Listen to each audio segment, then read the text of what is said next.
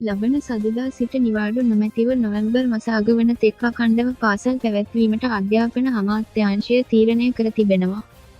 එමෙන්ම සතියට දින 3ක් පාසල් පැවැත්වීමේ ක්‍රියාවලිය තව දින කිහිපයකින් ඉවත් කෙරෙනු ඇත. ප්‍රමාද වූ පහ ශිෂ්‍යත්ව විභාගය නොවැම්බර් මස 27 පැවැත්වීමෙන් පසු උසස් පෙළ විභාගයද නොවැම්බර් 28 සිට දෙසැම්බර් 23 දක්වා කාලය තුළ පැවැත්වීමට නියමිතය.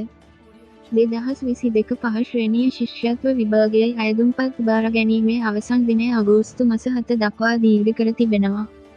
ඒ අනුව ලබන සඳුදා සිට නිවාඩු නොමැතිව නොවැම්බර් මස අග වන තෙක් පාසල් පවත්වමින් අතපසු වූ අධ්‍යයන කටයුතු ආවරණය කිරීමටත් අධ්‍යාපන අමාත්‍යාංශය සැලසුම් කර ඇත.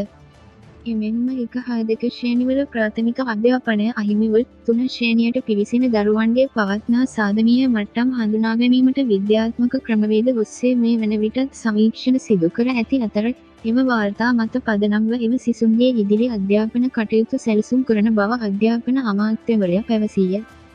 එම දරුවන්ට 50% අධ්‍යාපනය අහිමි වී ඇති බව අමාත්‍යවරයා පැවසීය.